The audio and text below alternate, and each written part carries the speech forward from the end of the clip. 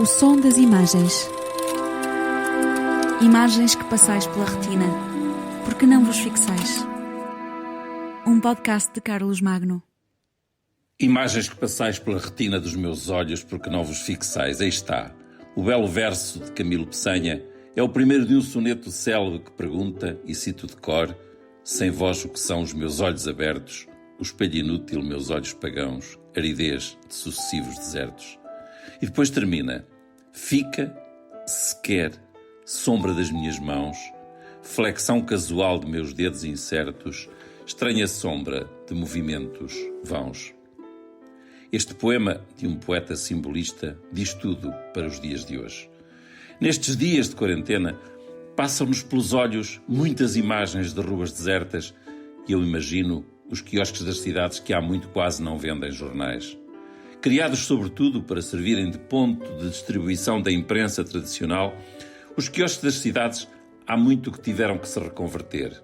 Vendem hoje chicletes, raspadinhas, lenços de papel, tabaco, também por causa dos malefícios, vai-se vendendo cada vez menos, mas os quiosques lá continuam a colocar primeiras páginas dos jornais para os passantes poderem ver de raspão a atualidade fria. Sim, porque a chamada atualidade hot, mais quente, a notícia dita mais fresca, paradoxo, já não vem no papel. É quase impossível hoje um jornal tradicional ter uma manchete com notícias. Não há nada mais velho do que um jornal de ontem, dizia-se. As notícias estão hoje no mundo digital, nascem e morrem noutro espaço público que já não é a praça ou a rua da cidade. Estão no grande ecrã ou no bolso, no telemóvel, no rádio do carro ou no chamado outdoor que ocupa o lugar estratégico no trânsito da cidade. Sobretudo no trânsito. Mas que dizer então hoje que o trânsito é pouco e as notícias escasseiam? Permitam-me inventar uma espécie de quiosque virtual. Deixem-me fazer-lhes uma revista de imprensa. Não uma revista de primeiras páginas, mas de imprensa mesmo. Acompanhem-me numa espécie de leitura de primeiras páginas dos jornais. Sim, os jornais não têm capa, ou não deviam ter. Capa é das revistas, cover em inglês, front page, primeira página, é como se diz, também no anglo-saxónico dominante, em que a palavra francesa manchete está quase a desaparecer. Porque, como dizia um relatório interno do New York Times, já em 2014, os jornais deixaram de ter primeira página e passaram a ter ecrãs com page down, page down, page down. Como se dizia nesse célebre relatório, todos os jornalistas da época queriam a sua notícia na primeira página. Mas hoje, os jornais, mesmo os digitais, já não resistem a manchetes de longa duração porque o prazo de validade é curto e temos que estar atentos ao chamado follow-up. Hoje, por exemplo, o que queremos saber é números de infectados, números de mortos, percentagens e, de alguma forma também, queremos saber onde é que eles estão. O que os jornais têm, por isso, que saber fazer hoje é edição, síntese, trabalho de seleção e escolher o que é importante, porque o papel do jornalismo continua a ser transformar o que é importante em interessante. As primeiras páginas da imprensa mundial procuram, por isso, fazer sínteses do momento que passa e são imagens que passam pela minha retina a grande velocidade, estas de que vos vou falar. Não fui ao quiosque comprar um jornal e duas revistas, fui sim ao meu computador e viajei pelas primeiras páginas de todo o mundo. Neste tempo de quarentena, algumas dessas primeiras páginas já ficaram célebres. Conclui-se que o mundo está mesmo assustado. Não há grande imaginação. Já houve, naturalmente, quem pusesse na primeira página o quadro do grito de Munch para sintetizar a pandemia, o medo do mundo que está a mudar. De facto, não há grande imaginação, não há grande poesia. Temos capas de revistas, como por exemplo, na New Yorker, uma senhora muito elegante, vestida com um casaco de vírus. Depois temos Trump, no New Yorker também, com uma máscara que, em vez de estar na boca e no nariz, lhe tapa os olhos. Melhor ainda, a imagem do The Economist, um globo e, em frente ao globo, uma tabuleta a dizer closed, fechado.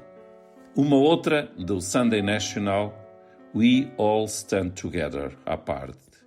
Traduzido, estamos todos juntos, mas separados.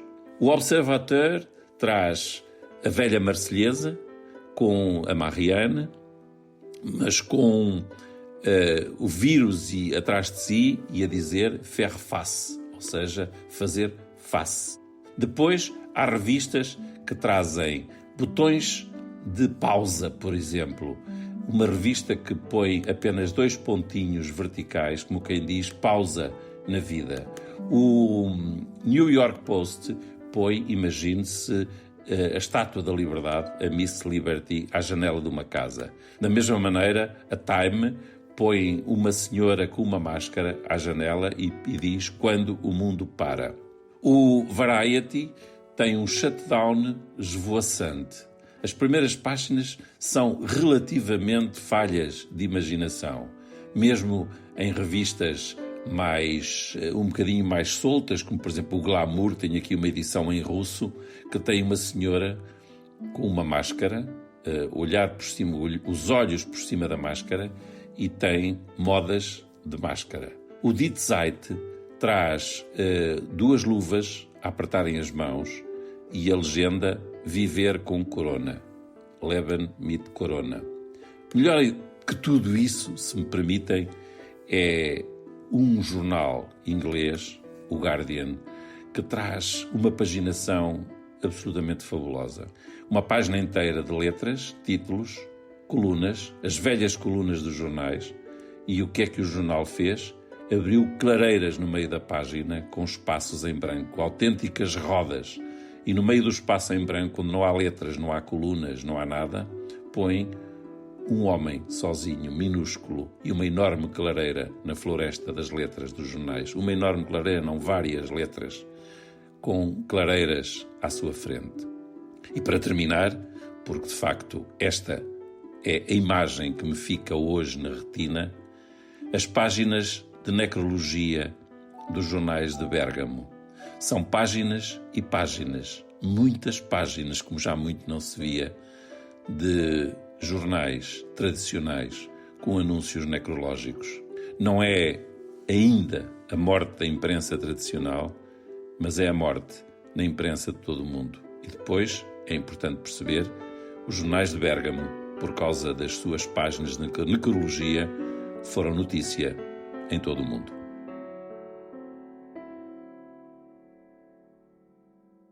O som das imagens. Um podcast de Carlos Magno.